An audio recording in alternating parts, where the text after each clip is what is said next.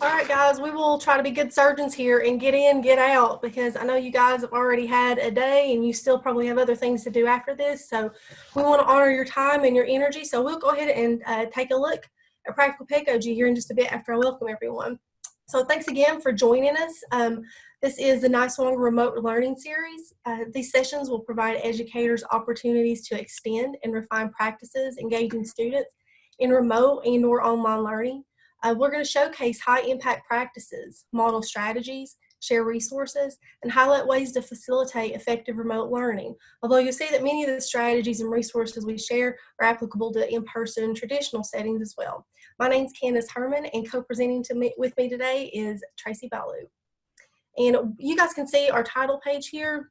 We've got practical pedagogy, and this is our overarching theme that we have for our series of mini sessions that we have planned for us. So we, again, know that you guys are busy and we want to try to capitalize on the time that we do have. So we want to give you guys some good research-based stuff and strategies that you can implement tomorrow or this week if you so choose, or you can choose to refine it if you'd like.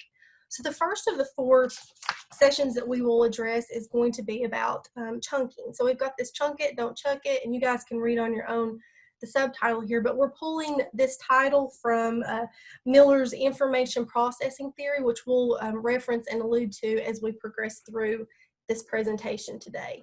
Before we get into our content though, let's just take a real quick review about what I'm sure we already know about Zoom.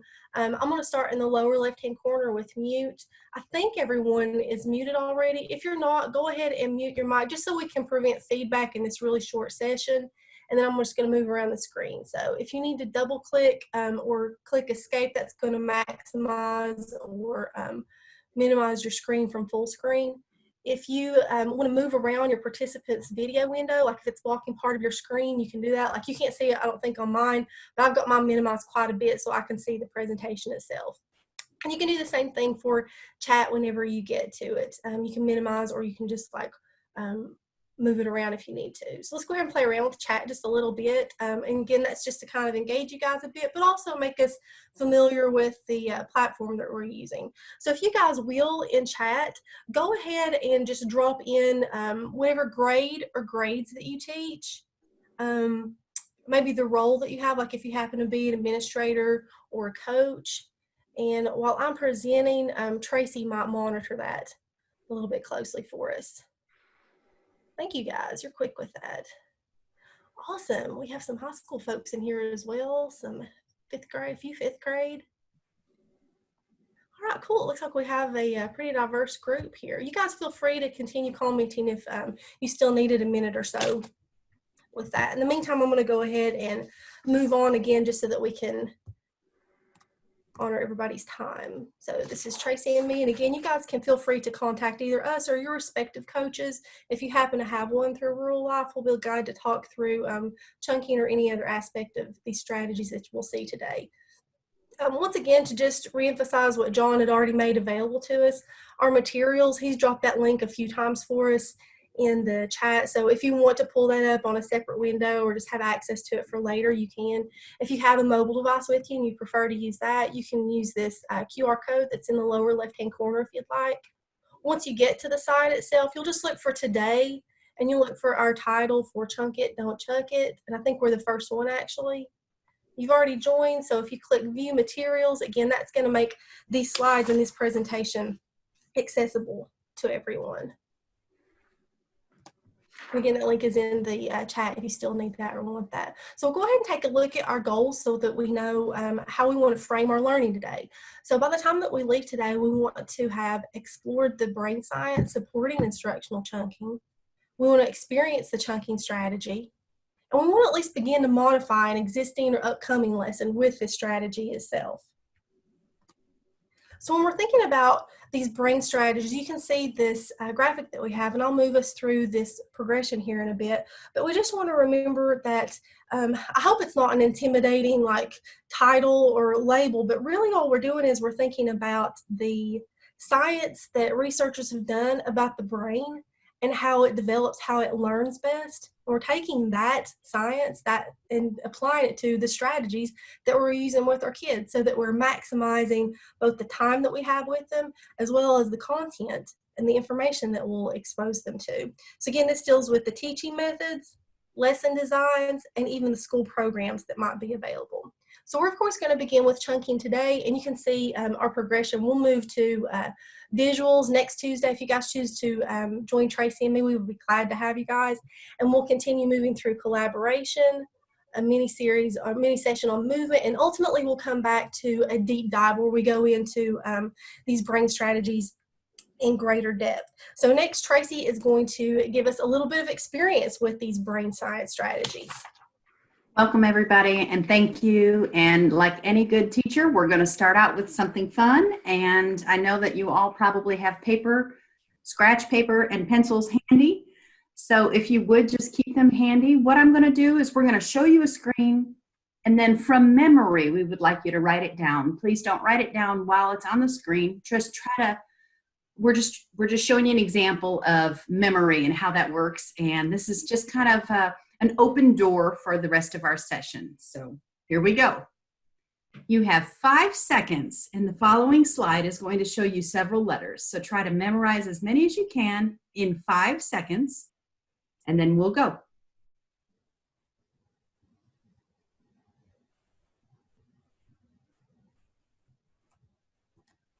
Okay, now on the scratch paper, write down as much as you can remember.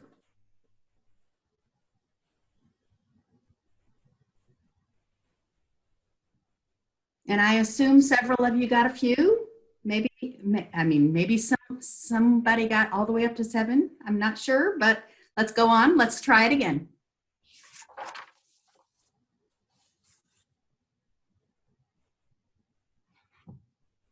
Okay, now in 5 seconds, what can you remember?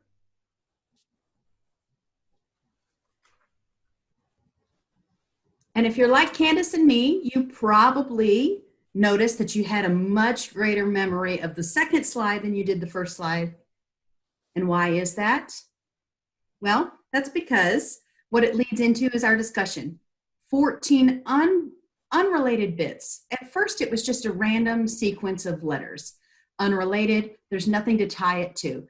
But the following slide was 5 bits of related themes segmented together in a way that was easily memorable. So I bet almost all of you remembered HBO, PBS, ABC, CBS. And then FX, if you got them all, great. That's awesome. But I mean, this is just one quick example that shows us how our students are better able to retain things when we put them in small segmented pieces of information. So this one leads us to the brain science. Why are we better able to hold pieces of information? Well, the brain actually works this way. In fact, you'll see our little icon in the corner that our content is that orange bar. And then after chunking, we have not lost any content. We have not given up any of our actual power standards or anything. What we have done is simply put them in smaller bits with white space between so that our minds are better able to retain it. High school students, I know that we have several high school people on here. High school students can hold up to 7 bits of information, just like our last slide was. Middle school, even fewer than that. They can hold 1 to 4 bits, you know, but some of you guys are primary school teachers. So primary, you would probably want to start with 1 or 2 bits of information. And for those little kindergartners, probably just 1 at a time before you give them a recall. So again, high schoolers, 3 to 5 bits, possibly up to 7. Primary grades, you probably want to go all the way down to 1 or 2 at a time before you, which we, as moms, we probably do this already with our kids. We don't give them an entire list of 20 things to do. We give them a couple things at a time. So, and the reason is teachers, if they present too much, the students might get frustrated and they might feel like they're over capacity, you know, like they're past their capacity. They can't go any farther. They might get frustrated. They might lose focus, or they could accidentally invert something where it didn't need to go and substitute it with something else because they have so much jumbled right there in their brain. So this is just one piece of the brain science, and then Candace is going to take you to another piece that we can talk about more throughout the slide. Thank you for reviewing that with us, Tracy. That's so funny you mentioned that about like being a parent, because that was one of the ways I connected, you know, connection equals learning. That's one of the ways I connected with this. I was thinking about my own experience, both with my students and with my little one that I have here as well. So yeah, we can chunk according to content, and we can also chunk according to time. And I'll just draw everyone's attention here again to this lower left-hand corner. If you'll notice that throughout, Tracy and I have tried to indicate when we are addressing content or modality, or when we're addressing time. So just as the brain has limited capacity for the information, the stuff, the content that it can hold, it's also limited in its focus time. And so this really parallels what Tracy was saying earlier about like older students and younger students. So we see high school students, if they can stay focused, this is what Seuss's brain science tells us, for like a whopping 10 to 15 minutes on passive learning. And then it's, much lower for younger students that are under 14. And so we want to be thinking about this focus question that we see at the bottom of our screen, because this is great, like if you want to talk about cognitive psychology and brain science, but ultimately we're thinking, how can I make this applicable to me and to my kids? So we're asking ourselves, what does this mean in our classroom? And in particular, with the next few slides, we want to think about what that means as far as passive and active learning goes, and how that is connected to the attention that kids have. So we all know that passive learning is going to be learning. It's still learning, but it's learning that's happening to us. Whereas active learning, this is going to be where we as a learner are participating in the meaning making. We're making those connections, we're holding that retention, and ultimately that is progressing us toward learning itself, even advancing that learning. And so again, we're thinking about passive versus active and how we can chunk this. And again, we're going to talk for this slide about chunking according to time. So this is just a sample of a schedule that a teacher may have developed. So she wanted to think about how she wanted to chunk according to time. So you'll notice in the right-hand column here, she knows she has about 60 minutes with her kids, and she's asking herself, in that 60 minutes, what do I want to do with my kids? What do I want them to accomplish within that time?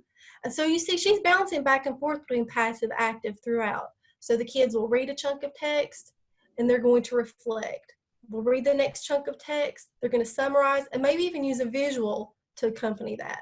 They're going to take a quick brain break, and then again, ultimately, everything is leading to that evidence of learning. So she's keeping that in mind, even though she's trying to integrate and embed these different strategies, she's always thinking, what is this ultimately leading to? Because it can look really cute and really put together.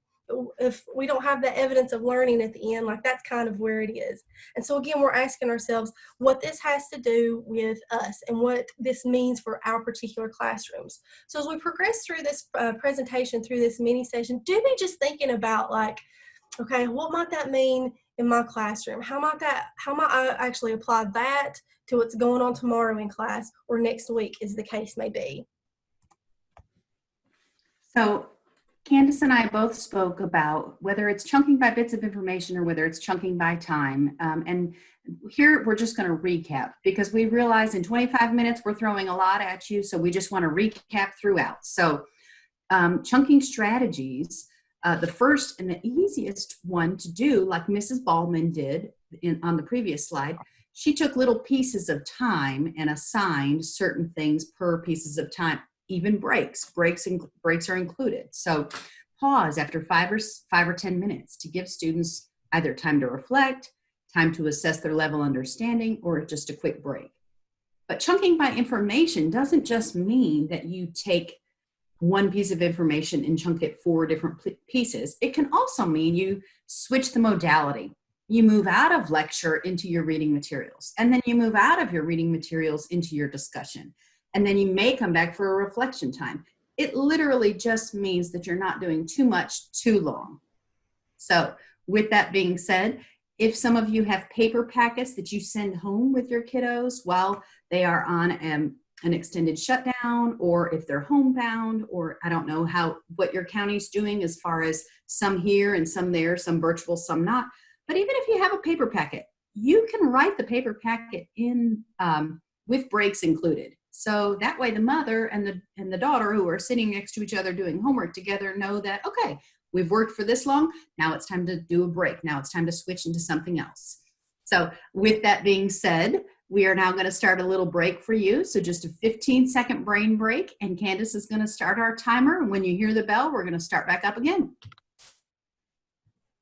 So you can stand up, you can stretch, relax, don't wait.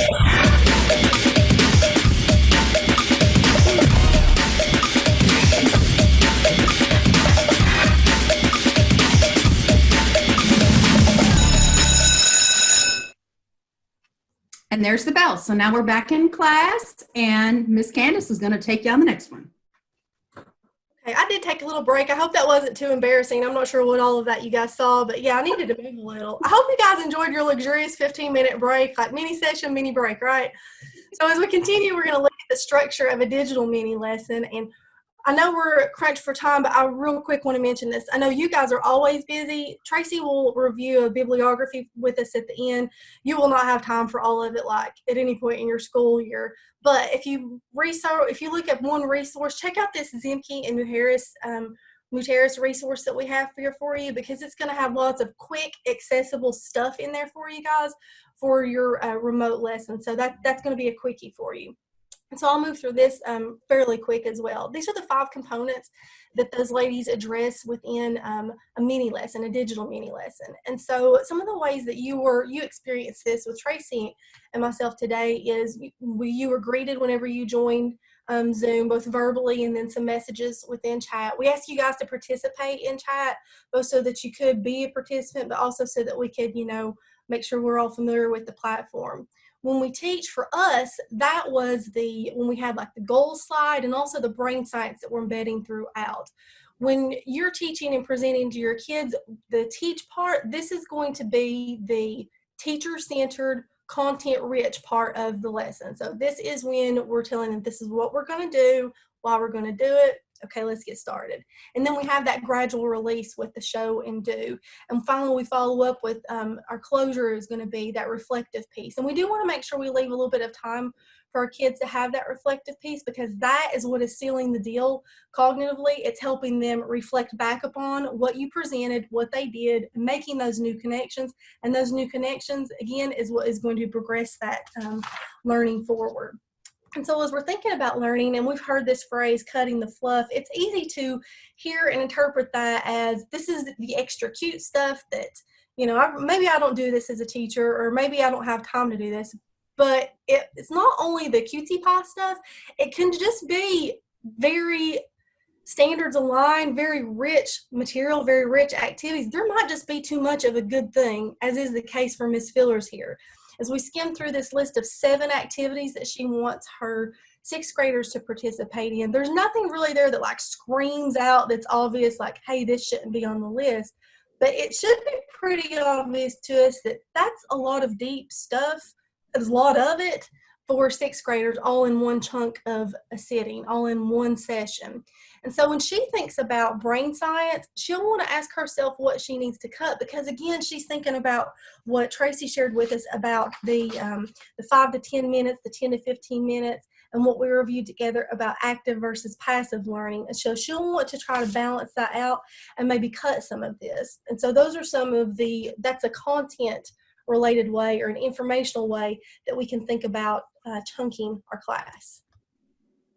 So like Candace said, it's not necessarily that we have the wrong stuff. Sometimes we just have too much of a good thing. So what we're going to do is together, we're going to go through a chunking experience. We're going to experience this as if we are the students. And so what you are going to do is you're going to access an article. Candace has given you several ways. She has a QR code here. If you viewed the materials at the beginning, she's also going to show it on our screen.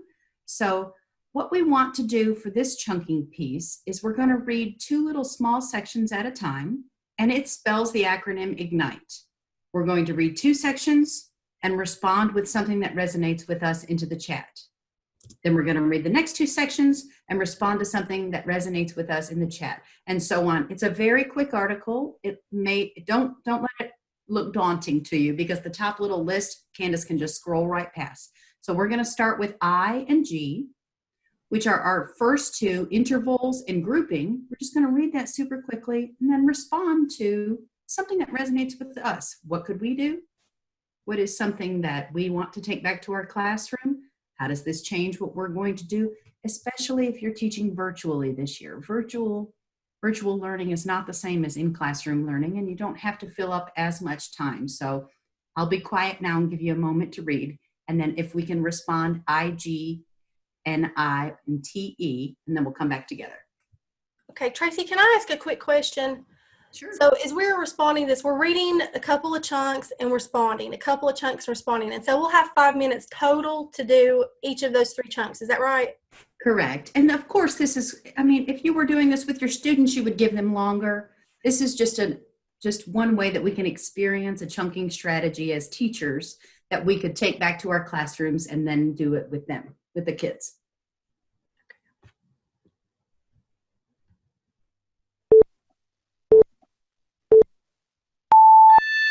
Okay, so that's the beginning of our 5 minutes. Here we go.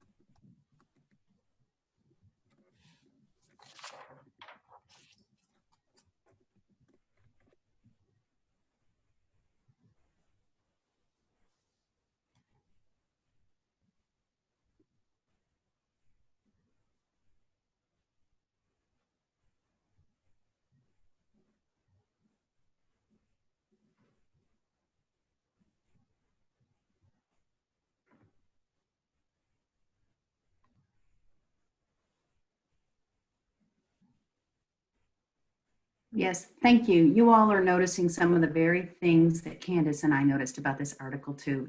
It just kind of makes us want to ask, why are we doing this? How long should we be doing this? What's the ultimate goal in doing this?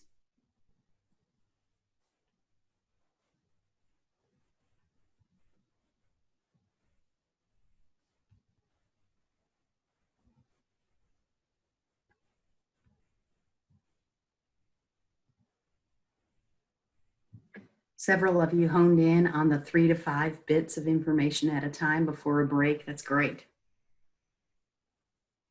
And yes, we all need some novelty in our lives. I think teachers by nature are just a little bit corny, so we enjoy it and we enjoy doing it with our kiddos. So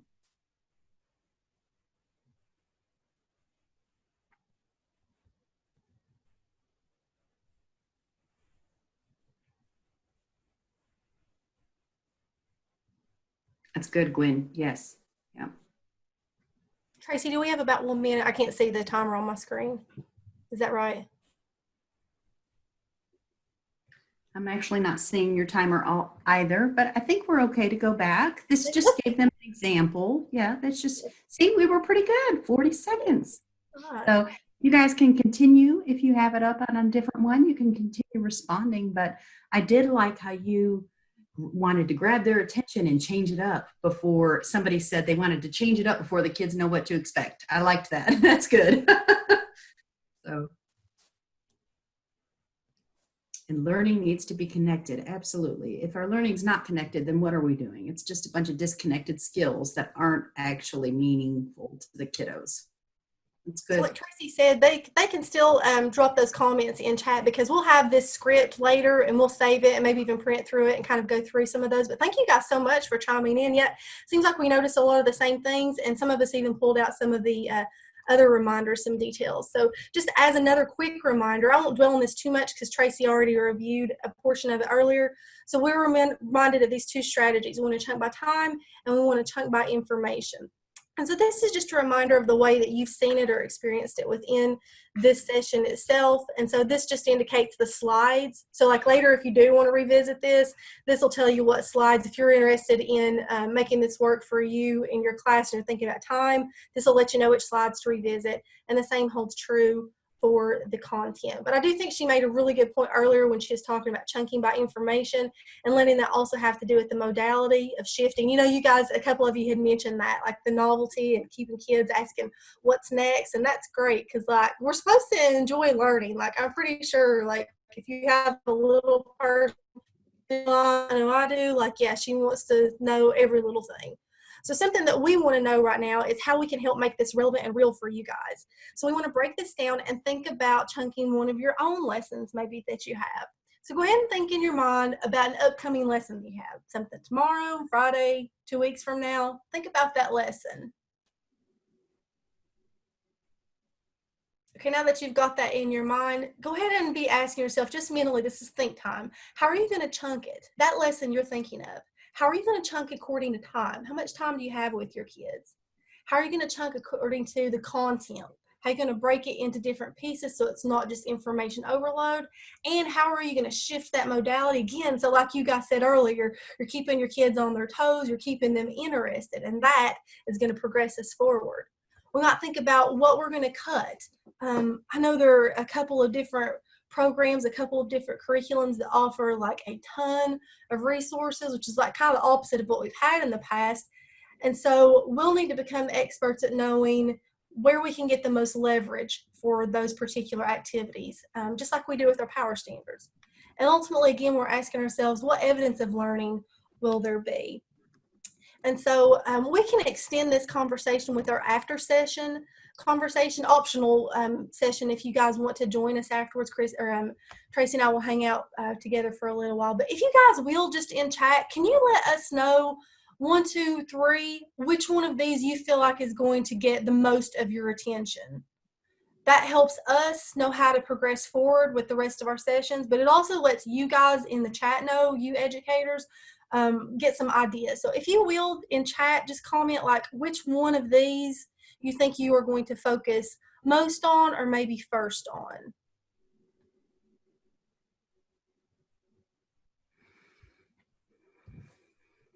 Okay, I see 3 and 1. Yeah. Maybe even 2 in there. Time.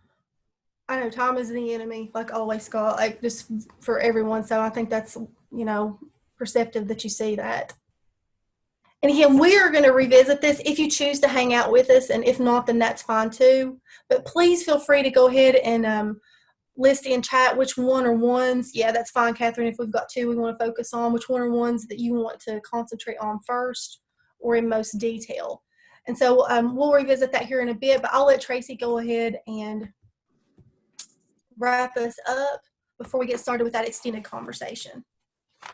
Like she said, we're really just concluding the slideshow part, and we realized that we gave you a lot of information in 25 minutes. However, please stick around, and we are here to help you kind of think through what your next steps will be in your classroom with your lessons, with your students, when it makes more, when it's more personal to you. So just to kind of wrap up today, we talked about chunking today, but we also referenced visuals, which is also coming up in our next section. So that worked out great. So our next session will be visuals, and we're going to go into collaboration, and finally we'll go into movement. And all of them will be these small mini sessions with a little discussion afterward.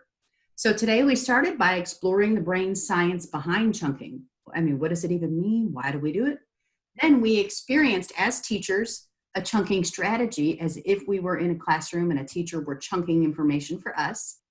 And then finally, we started to mentally plan, how are we going to modify our lessons, either by time, by modality, by giving the kids a little bit of white space in between so that they have time to process. So basically, these were our goals, and this is what we covered in this short amount of time. And what we would love for you to do next is to respond to us. The Rural Life, I mean, we would love to know. We're going to give you somebody will drop in the chat right now an evaluation link. Thank you. Thank you. That was perfect timing. So if you wouldn't mind taking a 1-minute survey, this helps us. It helps not only you reflect on what you've learned today, but it also helps us hear your insights about topics for the future. Or if you would like to help us mold our deep dive that's coming soon, we would love to hear what you all think is most pertinent to you in your classroom with your students, and pertinent and personal, I suppose. So, and then the following slide, I'll just let y'all read through that.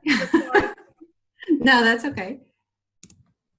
And so like Candace said, she put in a QR code at the beginning of the session, but you can also go to the Rural Life website and find our remote learning series and you can, even if you weren't able to be in a certain session today, if you were in somebody else's session, you can go to that, you can check that out. But these are all of the pieces of information that we use to kind of collate this information into one small session. And we tried to give you topics. If you're interested more about chunking, if you're interested more about remote learning, I know several of you are teaching from home this year. This is going to be a strange year. Or if you're just interested more in brain science or some of the protocols and activities that we did in our lesson. So they're all kind of collated there for you. And thank you.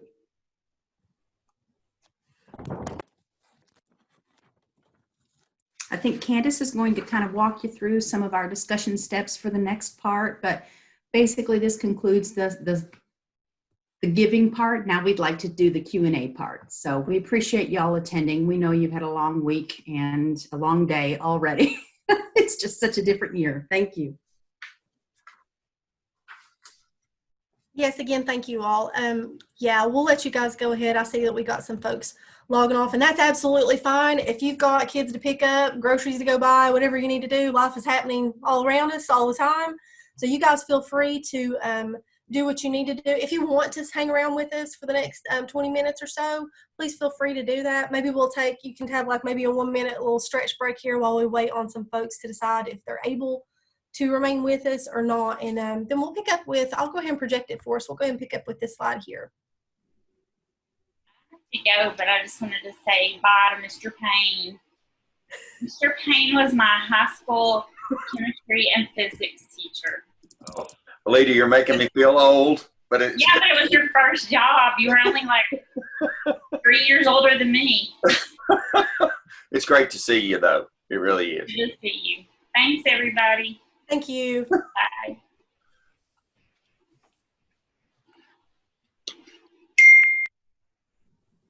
John, you're like kind of famous, huh? We usually have 1 or 2 people that are. Kinda is the operative word.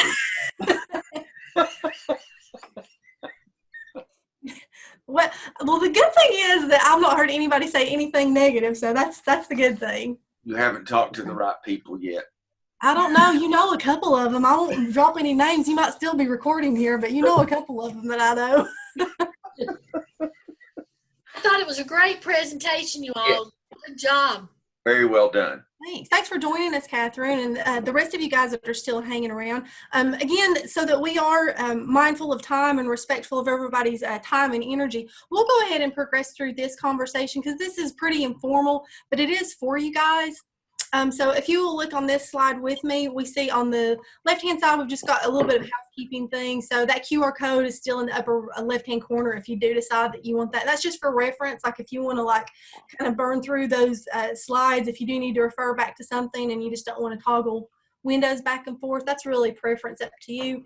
And then we have this reminder in the lower right corner of that gray slide, that gray box there, about the sphere of control.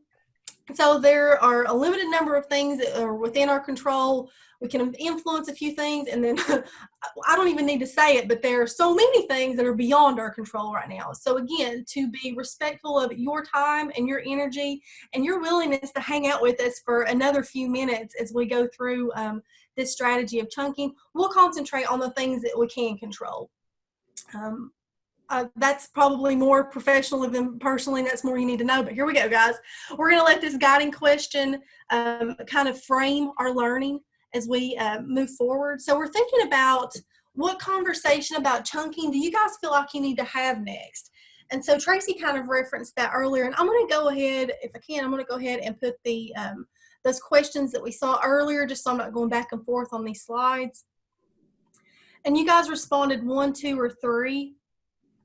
Which one that you wanted to either concentrate on the most or maybe concentrate on first. And so let's see, we have, there are, I don't know, maybe 6 or, okay, maybe like 5 or 6 of us, the participants still left. So if you guys want, if you're comfortable with chat, you can leave your comments in chat and Tracy and I will monitor that. If you want to unmute and just have that conversation, we're a small group right now, we can go ahead and do that. So I will let you guys have just a minute to look over those questions, and I'll let you decide if you would like to drop something in chat for us to address, or if you just want to unmute and chat.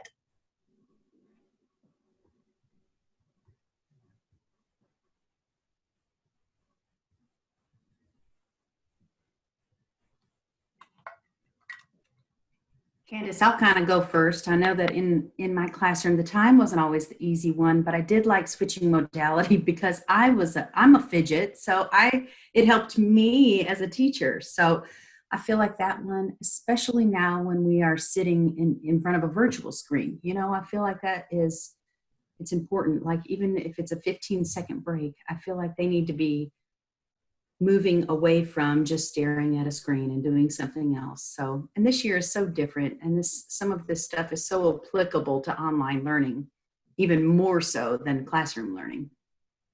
And I tell you what, guys, I really thought, I mean, we were thinking about kids, of course, as we developed this, but I was thinking about teachers as well, because, you know, especially those slides where we were talking about brain science, where you just get too much, like a sponge can only absorb so much and you got to let something go to make new room. Like how many, you don't have to answer this, but like how many initiatives are you a part of right now where you have these new things being put on your plate and maybe nothing's being taken off, and like you as an adult are just trying to get through this thing called life.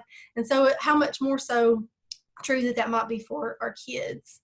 So Tracy, do we have any suggestions? It's a little bit difficult navigating the chat in presentation mode. Do you see anything in chat we need to address?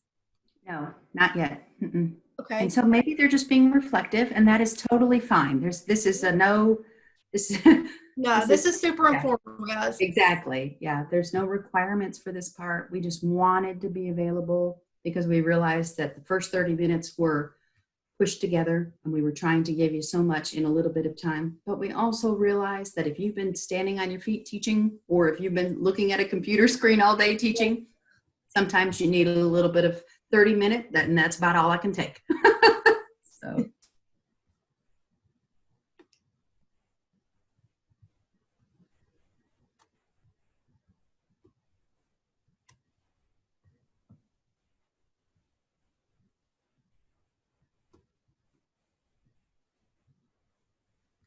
You're right. You're right, Gwen. I mean, it kind of makes me sad when I think about what the kids are going through right now. Yeah, you're right.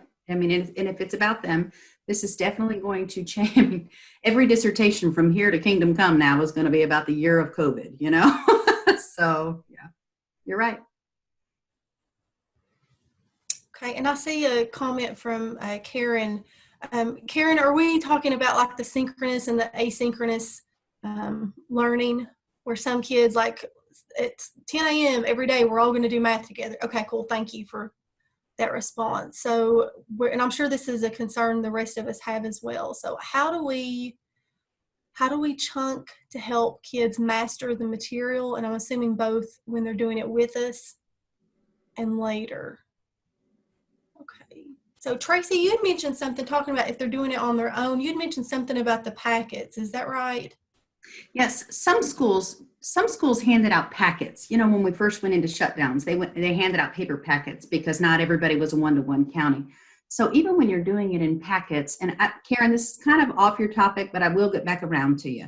So even when you're doing it in packets, if you can schedule, work on this, read this little article, work on this for 5 minutes, then get up, or even give a response. What I liked about one of the slides Candace showed you guys was even one of the teachers had a little, if they do have Chromebooks or something that they can respond to you on, they had an opportunity for the kids to send her a little hello video. That's just where they get to just be a kid. Hi, Mrs. Ballman, or whatever her name, you know, and then they get to go back to it. Not too long, just a little break. But regarding the online process, those who tune in get to see you, they get to hear you, and those who don't, the online packet or the paper packet, however you do it, needs to have those same things. Hey, here, watch this little video, and then respond to me, and then watch this little video and respond to me. And you know, reflection, as a teacher, reflection wasn't always my favorite thing to ask the kids to do in a classroom, but I think it's pivotal for online learning. They have to tell you, okay, here's what I just did. They have, and as they say it back to themselves, or if they type it back to you, their brain remembers it. So I think the reflection part is pivotal. If that's read this article, and you can have that in your lesson plan, your syllabus per day or per Google Classroom post, however you're posting your stuff online, Karen, but read this article, and then respond back to me what you learned from it, and then do this, and then respond back to us, or respond to a peer, have a peer respond to, you know, that kind of thing. So I think it's the same premise. It's just making sure that you build in those little brain breaks, whether those are responsive, reflective, or whether it's just white space. Hey, get up and walk around your table, then come back to the computer, and I'll be here with another video when you come back, kind of thing. So, okay, Tracy. So are you reminding us that whether we're meeting physically, remotely, whatever, with our kids, like as long as we have those breaks built in approximately at the same time? Okay, let me clarify what I'm trying to say here. This is what I'm thinking of. I'm thinking of the teachers that I've talked with, that I'm working with, that they are anxious about the idea of creating 2 lesson plans every single day. One for my kids online, one for my kids that might be in person, and then that crazy hybrid that is happening or might happen. So Tracy, are you suggesting that we could take that one lesson plan that we've developed, and if we decide where and when we want to chunk it, we have that chunking time and content available both in person, but even if they're doing it like on a computer or in a packet online, it's going to be at approximately the same time and at approximately the same place. Is that right? Absolutely. Okay. I think it's applicable to both worlds. I think it's even more so necessary in the virtual world, but it's applicable to both worlds. I mean, what student wouldn't want to get out of that hard wooden desk and stand up and switch modalities? Everybody would. So, but if they are, especially in front of the screen, and that is pre-built in, like Karen can do a 50-minute session, whether she's doing it in person or whether it's a 50-minute session for those kids online, and have breaks every so often, or changing the modality every so often, just so that those kids, 1, remember it, 2, have time to reflect on it, but 3, that way they're not bogged down with the too much information, like you said, too much of a good thing. I think it's applicable to both worlds, even the hybrid world. Okay, thank you for clarifying that. Because like I said, that's like, I feel for the teachers that I'm working with, that I hear from right now. It is hard in normal circumstances, whatever normal looks like, and then they do feel this added stress of having to create. If they felt like they were doing multiple lesson plans before with personalized learning, this just took it like exponentially to the next Mhm. level. So I appreciate you clarifying that for us, Tracy, that we can create that one lesson plan and then we can differentiate based upon the same place and the same time that we would chunk. I think that's helpful. We can be here for another few minutes if you guys do have anything else that you would like to either question or have clarified. Tracy and I certainly don't claim to be know-it-alls in any aspect, but we will we'll be good thought partners with you, and we can reference some things for you if you would like.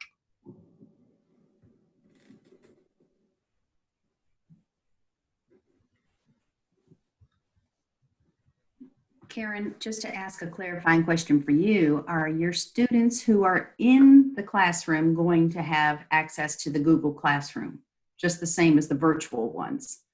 Because that makes things a little bit seamless for you. Okay, that's excellent, good. Okay, so my county's in the same position.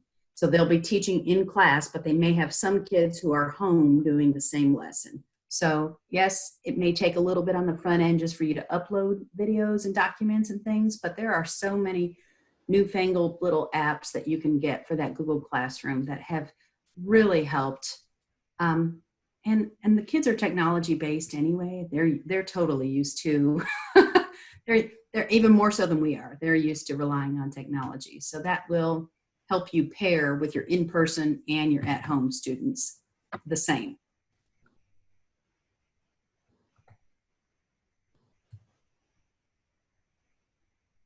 Yeah, I think a lot of districts are taking that same approach, Karen, at least initially. Yeah, in some manner, I see that. I might ask a question for those of you guys that are hanging around with us. You know, Tracy has a bibliography slide for us within this presentation. I'm thinking about, in particular, like our remote learners, our remote classes. Are there any apps or any tools that you guys feel like you need more help with? And I want to be careful about that because I know you are inundated with emails from different vendors and companies and free this, that, and the other. So my question is, do you guys feel like you would like to focus on one kind or a handful of tools, remote tools, or different strategies? Like, what are you guys thinking, if anything?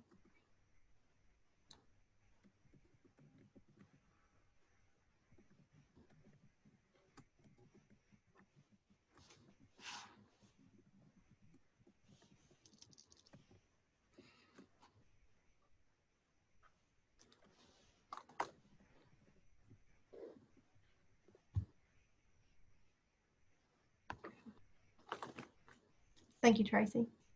I had to find one today, actually. I was doing a little video recording and I had to find one that worked well with the laptop and make a little 1-minute video for some of my schools. So that's something that's super applicable to us right now. I mean, we're all in the middle of this world where we need technology help. And what are some of the, I will say, if you're a Google Classroom user, now Canvas and Google are different, but if you're a Google Classroom, you just go to that little plus button and it'll take you to the Google App Store. And there are so many things you can add to your Chromebook right there that you can just utilize day one. I mean, you don't have to download them. They're just there. So you're right, Karen, they do. Yes. And I feel like a lot of the tools that we even had prior to that, like we had a lot of stuff, a lot of resources, and then it was just system overload. There were so many different apps and so many different programs. It was really quite overwhelming. So we, as Tracy and I progress through this learning arc, this learning series, we want to be careful to not give you guys just more like a dumping ground of resources and apps. We want to be really careful to try to curate the things that you guys would need, the quick things where you again can get in and out, sync it with your LMS, with your platform, and get it done.